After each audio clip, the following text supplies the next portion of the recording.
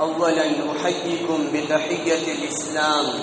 تحية مباركة طيبة. السلام عليكم ورحمة الله وبركاته. إن الحمد لله نحمده ونستعينه ونستغفره ونؤمن به ونتوكل عليه ونعوذ بالله من شرور أنفسنا ومن سيئات أعمالنا. من يهده الله فلا مضل له ومن يضلل فلا هادي له وأشهد أن لا إله إلا الله وحده لا شريك له وأشهد أن محمدا عبده ورسوله. أما بعد فإن أصدق الحديث كتاب الله وخير الهدي هدي محمد صلى الله عليه وسلم وشر الأمور محدثاتها وكل محدثة بدعة وكل بدعة ضلالة وكل ضلالة في النار أو كما قال عليه الصلاة والسلام. قال الله عز وجل في كلامه المجيد والفرقان الحميد: أعوذ بالله من الشيطان الرجيم. بسم الله الرحمن الرحيم. يا أيها الناس اتقوا ربكم الذي خلقكم من نفس واحدة وخلق منها زوجها وبث منهما رجالا كثيرا ونساء واتقوا الله الذي تساءلون به والأرحام إن الله كان عليكم رقيبا. يا أيها الذين آمنوا اتقوا الله حق تقاته ولا تموتن إلا وأنتم مسلمون. يصلح لكم أعمالكم ويغفر لكم ذنوبكم ومن يطع الله ورسوله فقد فاز فوزا عظيما. قال النبي صلى الله عليه وسلم في موضع الثاني: واذكر في الكتاب إدريس إنه كان صديقا نبيا ورفعناه مكانا عليا. معزز سامعین کرام، حاضرین جمعہ، نوجوانان اسلام، دینی بھائیوں، بزرگوں، عزیز بچوں و عفیفہ خواتین اسلام، تمام تعریفات و توصیفات، حمد و ثنا، کبریائی و برتری اللہ رب العالمین کے لیے جو سارے جہان کا خالق و مالک ہے، بے حد مہربان رحم کرنے والا ہے، قیامت کے دن کا مالک ہے. ہم اللہ رب العالمین کی ہی عبادت کرتے ہیں اور اسی سے مدد مانگتے ہیں اور اللہ سے یہ درخواست کرتے ہیں کہ اللہ تو ہمیں سیدھے راستے پر چلا، ان راستے پر جس پر تو نے انعام کیا، اس راستے پر ہرگز نہ چلا جس پر تیرا غضب ہوا، یعنی گمراہوں کے راستے پر. اللہ رب العالمین کی تمحید و تقدیس کے بعد سب سے افضل ترین انسان، انسانیت کا ہمدرد، انسانیت کا غمخوار، بھٹکے ہوئوں کا رہبر، ساقی کوثر، شافی محشر، امام المتقین، افضل الانبیاء والمرسلین، جناب محمد الرسول اللہ صلی اللہ علیہ وسلم پر درود و سلام ہو. سابقہ تمام کے تمام انبیاء پر درود و سلام ہو. اللہم صلی علی محمد وعلی آل محمد. سامعین، آج کے خطبے کا عنوان ہے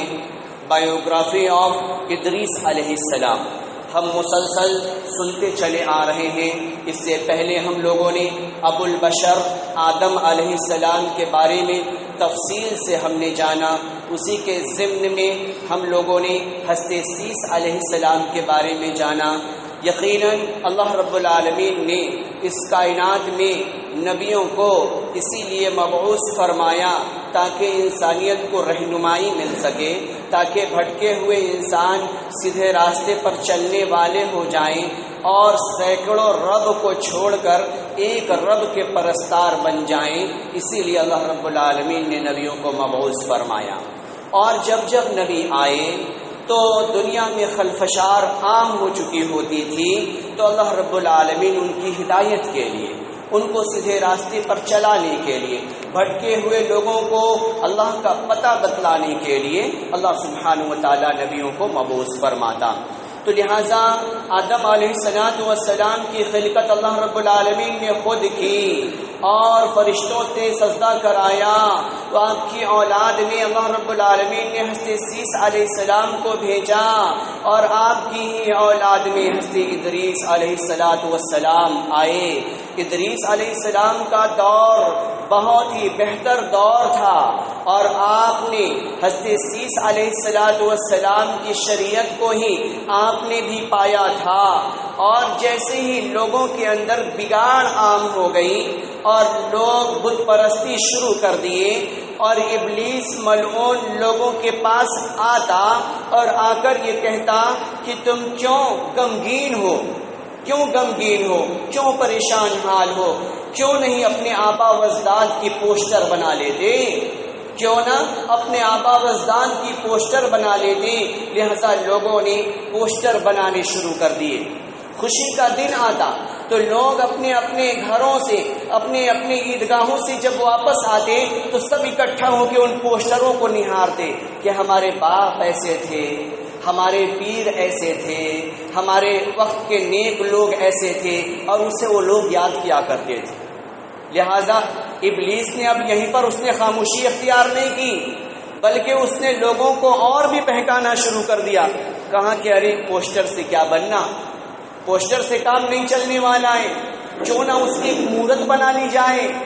کیوں نہ اس کی مورت بنا لی جائے، اور اپنے اپنے گھروں کے سامنے ایک کنیسہ بنا کر اس کے اندر مورت رکھ دی جائے، اور جب کوئی خوشی کا موقع آئے تو اسے دیکھا جائے۔ شیطان اپنے ہتھ کنڈے میں کامیاب ہو گیا، اور لوگ ایسا ہی کرتے چلے آئے، تو اللہ رب العالمین نے نبیوں کو مبعوث کرنا شروع کر دیا، یہاں تک کہ جب دنیا میں کابیل آیا اور کابیل نے اپنے تمام خرافاتی مشن کو آگے بڑھانے لگا، تو لہٰذا اللہ رب العالمین نے اس کے تمام ناپاک مشن کو نیست و نابود کرنے کے لیے، اس کا صفایا کرنے کے لیے اللہ رب العالمین نے حضرت ادریس علیہ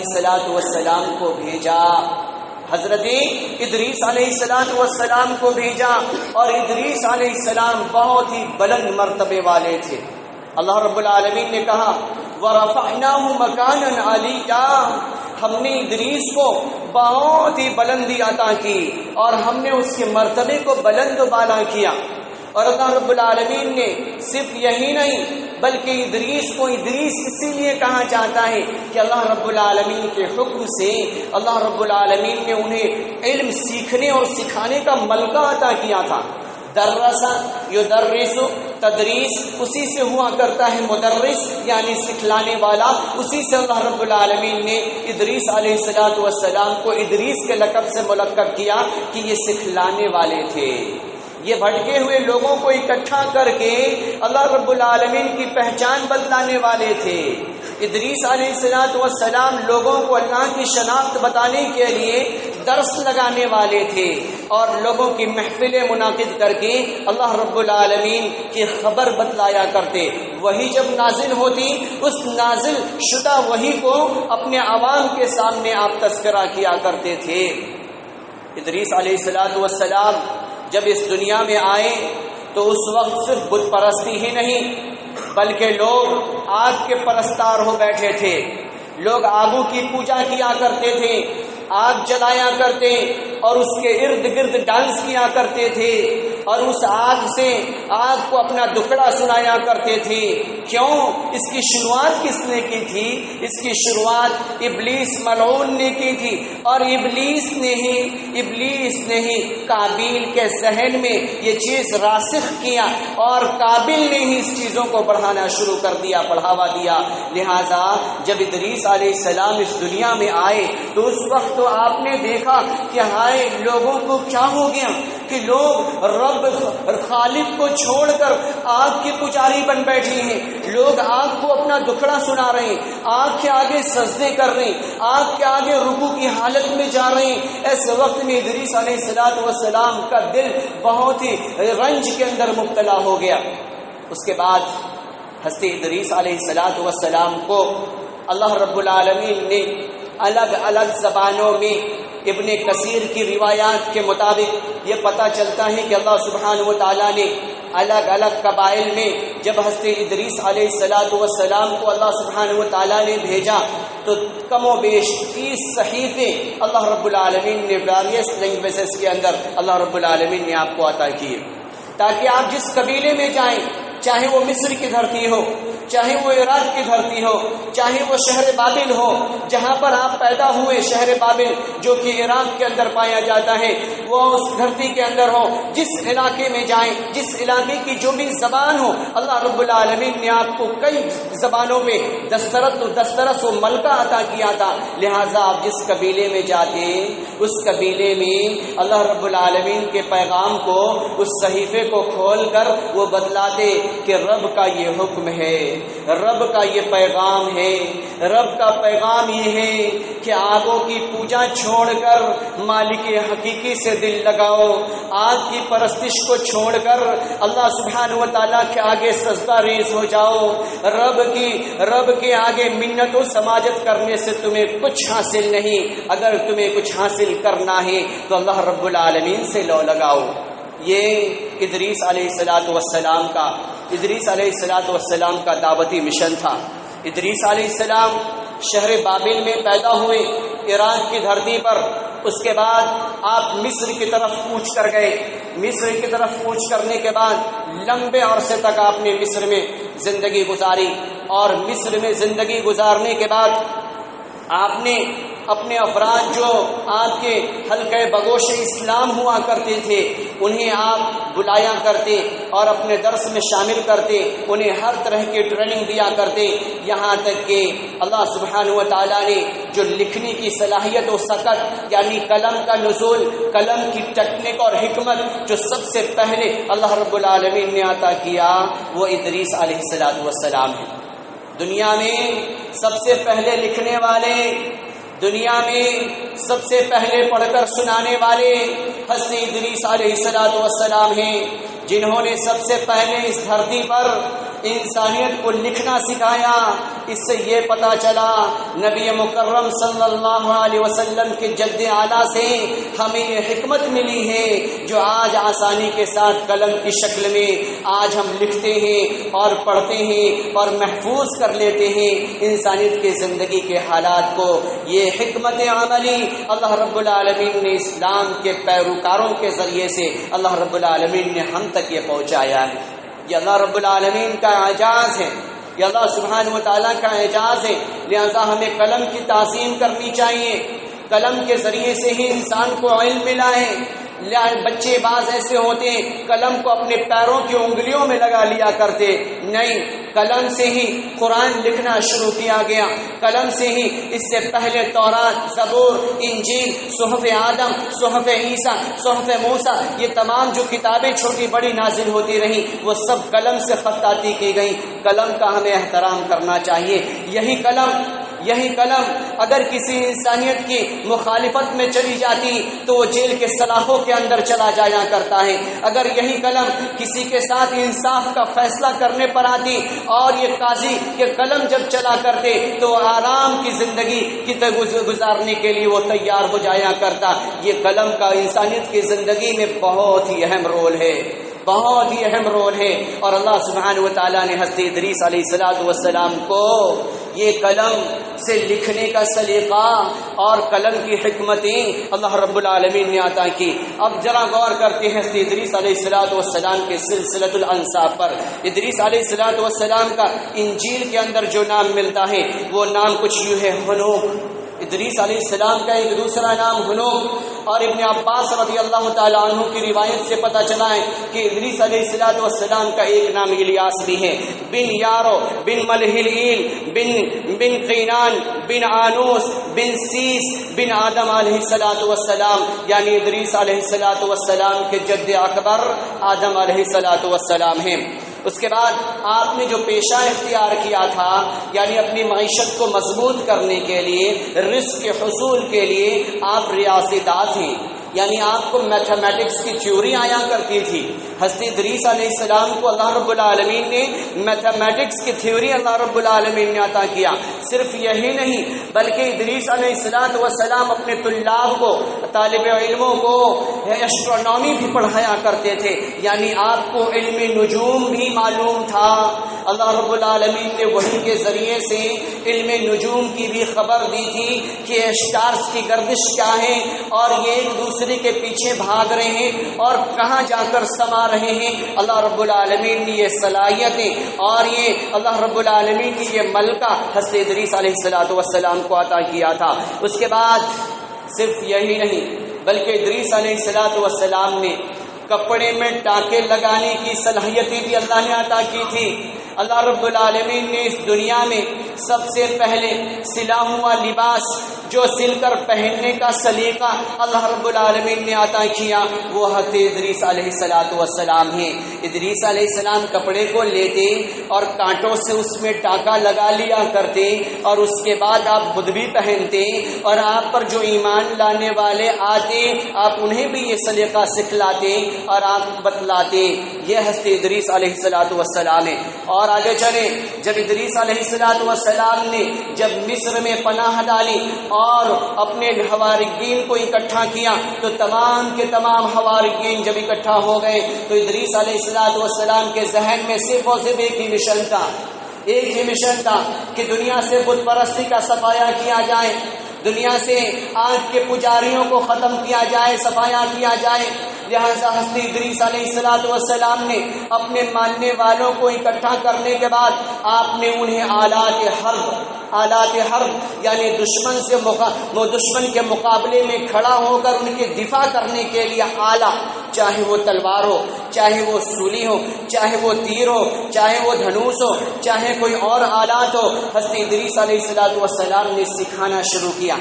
لہذا افراد کی تعداد جب بڑھ گئی تو آپ نے ادریس علیہ السلام اپنے حواریوں کو لے کر آپ یمن کی طرف آپ نے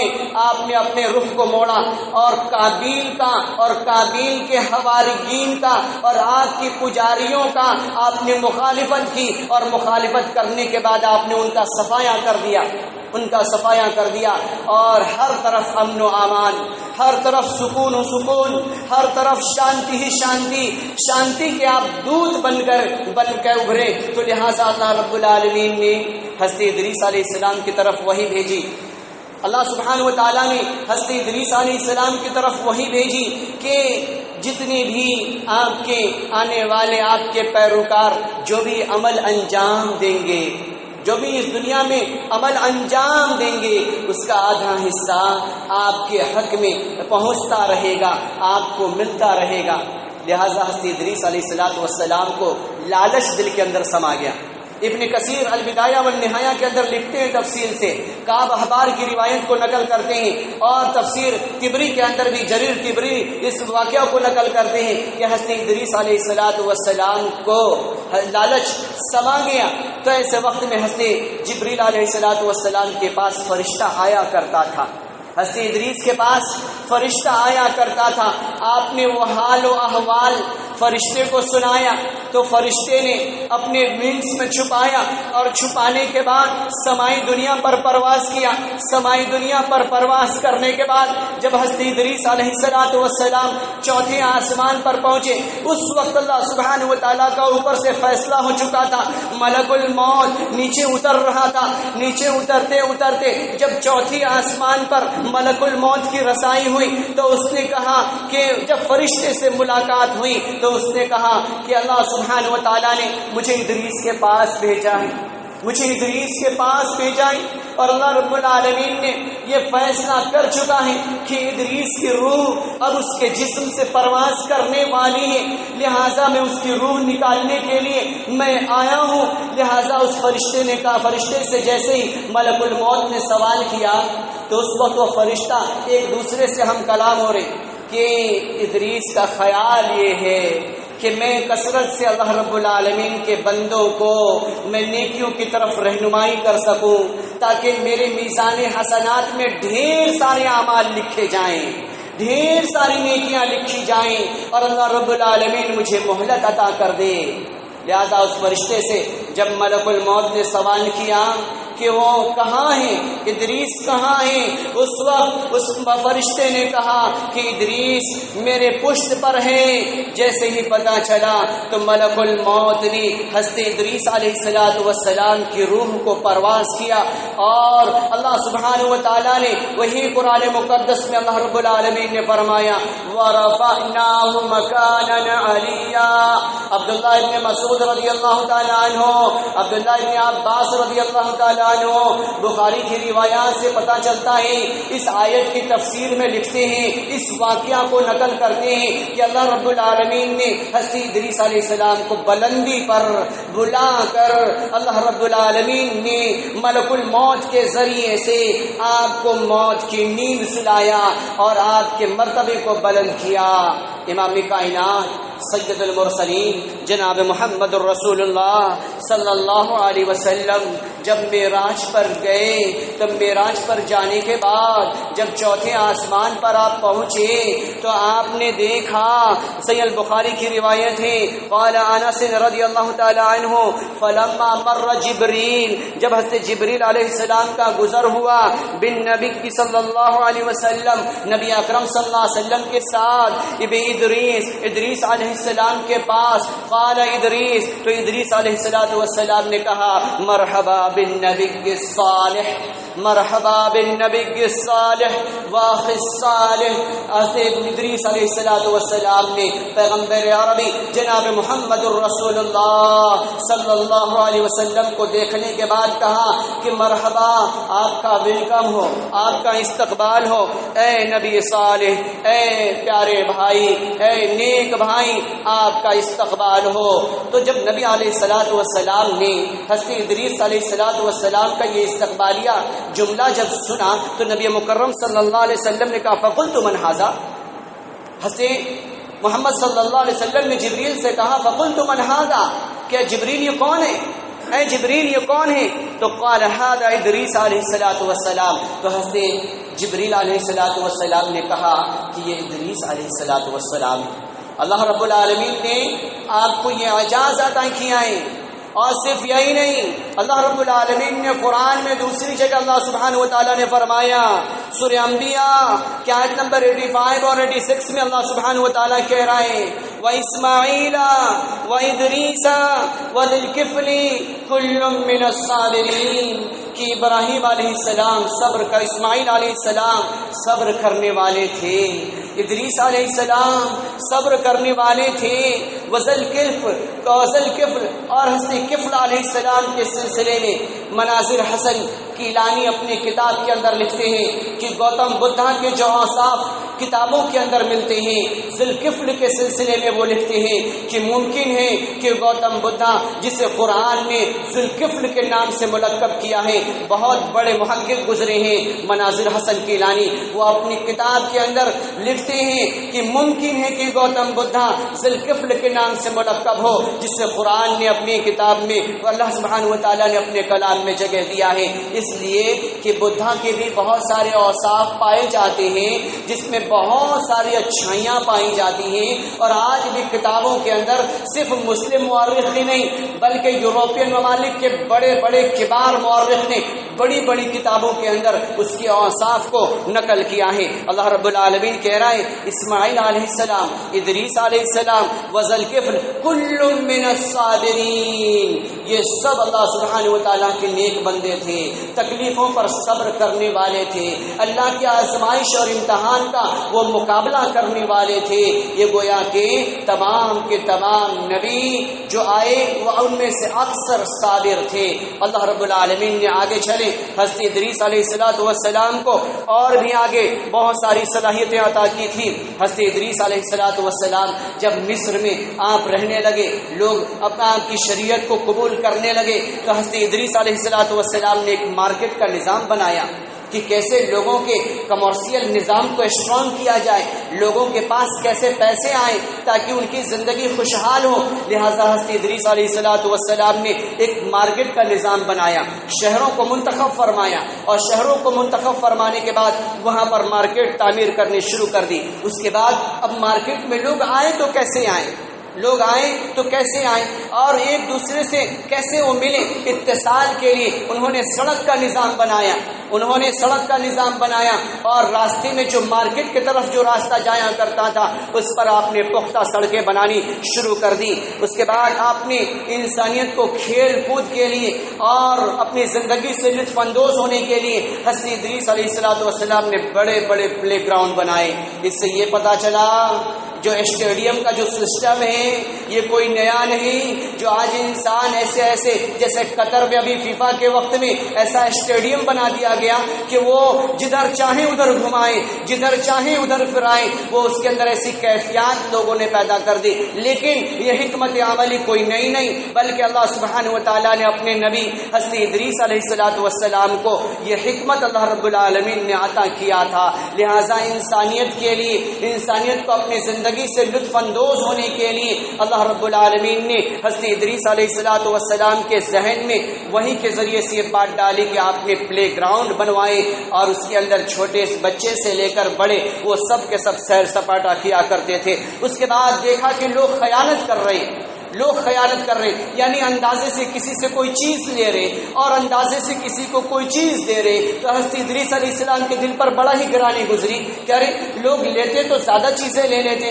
اور دینے کی باری آتی تو تھوڑی سی چیزیں دے دیتے، کیوں نہ ایک ایسی چیز تیار کیا جائے جس میں برابری سرابری ہو، یعنی جتنا لیا جائے اتنا دیا جائے۔ تو لہٰذا آپ نے ترازو کا نظام بنایا، آپ نے سب سے پہلے 2 پلڑے بنائے اور پلڑے کو آپ نے لکڑی میں ہینگ کیے اور ہینگ کرنے کے بعد دونوں کی میزان کو آپ نے برابر کیا تاکہ انسانیت کو پتہ چل سکے اور آسانی کے ساتھ اس کے مسائل حل ہو سکیں اور انصاف قائم ہو سکے، یعنی جتنی چیزیں ہم نے لی ہیں اتنی ہی چیزیں ہمیں دینی ہیں۔ یہ نظام بھی اللہ رب العالمین نے ادریس علیہ السلام کو عطا کیا تھا۔ اس کے بعد کپڑے کی سلائی، پھر جہاد کے لیے ہتھیار تیار کر کے قابل کے مقابلے میں کھڑا کرنا اور پورے مصر کو پورے یمن کو آپ نے دین متین سے آپ نے بھر دیا اور آپ پر جو شریعت نازل ہوئی تھی اللہ کی وحدانیت کا آپ نے پورا نافذ کر دیا اور ہر کوئی کے زبان پر آپ کا ہی نام اللہ رب العالمین نے جاری فرما دیا۔ یہ ادریس علیہ السلام جو سب سے پہلے انسانیت کا سبق بتلانے کے لیے جو کتابوں کا سہارا لیا اور آپ نے لکھ کر پڑھ کر آپ نے جو بتایا، وہ نبی کون ہیں؟ وہ نبی ادریس علیہ السلام ہیں۔ لہذا ہم لوگ مسلسل نبیوں کے قصے کو ہم سنتے ہیں، دنیا میں لوگ بہت سارے قصے کو سنایا کرتے ہیں اور بہت ساری اسلامک قصوں کو نقل کر کے اور اپنے ڈھانچوں میں ڈھال کر وہ انسانیت کے سامنے پیش کرنے کی کوشش کرتے ہیں، لیکن اللہ سبحانہ و تعالیٰ کا احسان ہے، اللہ رب العالمین کی نوازش ہے کہ اللہ سبحانہ و تعالیٰ نے ہم نبی مکرم آخر الزمان صلی اللہ علیہ وسلم پر اللہ رب العالمین نے قرآن کو نازل فرما دیا اور نازل فرمانے کے بعد اللہ رب العالمین نے آدم علیہ السلام سے لے کر محمد الرسول اللہ صلی اللہ علیہ وسلم کے بعد نسل انسانی کے اختتام تک کے تمام واردات کو، تمام قصوں کو، تمام حال و احوال کو، تمام انسان کی نقل و حرکت کو اللہ سبحانہ و تعالیٰ نے قرآن میں اللہ رب العالمین نے نازل فرما دیا۔ قرآن پاسٹ کو بھی بتلاتا ہے، قرآن پریزنٹ کو بھی بتلاتا ہے، قرآن فیوچر کو بھی بتلاتا ہے۔ قرآن کو ہم اسی نظریے سے پڑھیں گے تب ہمیں پتہ چلے گا، کیونکہ رب کا قرآن کہہ رہا ہے ذالک الکتاب لا ریب فیہ، ذرہ برابر اس کے اندر کوئی شک و شبہ کی گنجائش نہیں۔ کوئی انجینئرنگ کا متوالا ہو، کوئی ڈاکٹریٹ کی ڈگری رکھنے والا ہو، کوئی فلاسفہ ہو، کوئی بہت بڑا فلاسفر ہو، ریسرچر ہو، لیکن لاؤ ان تمام حکمتوں کو اور ایک طرف قرآنی آیتوں کو اور لاؤ اور قرآن کی آیتوں جیسی ایک آیت، رب کے پیغام جیسا ایک پیغام لاؤ جو انسانیت کے لیے فائدہ مند ہو، انسانیت کے لیے رہنمائی کا ذریعہ ہو، بھٹکے ہوں کو رب کا پتہ بتلانے والا ہو، لاؤ تو قیامت قائم ہو سکتی ہے، لیکن رب کا کلام کوئی لا نہیں سکتا، کیونکہ اللہ رب العالمین کا بابا کے دوہن یہ اعلان ہے فَأْتُوا بِسُورَةٍ مِّن مِّثْلِهِ، لاؤ اگر تم سورت لا سکتے ہو تو سورت لاؤ، اگر سورت نہیں لا سکتے تو آیت لاؤ، آیت نہیں لا سکتے تو اس میں جو بیان حال و احوال بیان کیے گئے ہیں اور آثار قدیمہ مدائن صالح کے علاقہ ہو، چاہے قطر کے علاقے ہوں، چاہے عمان کی دھرتی ہو، آج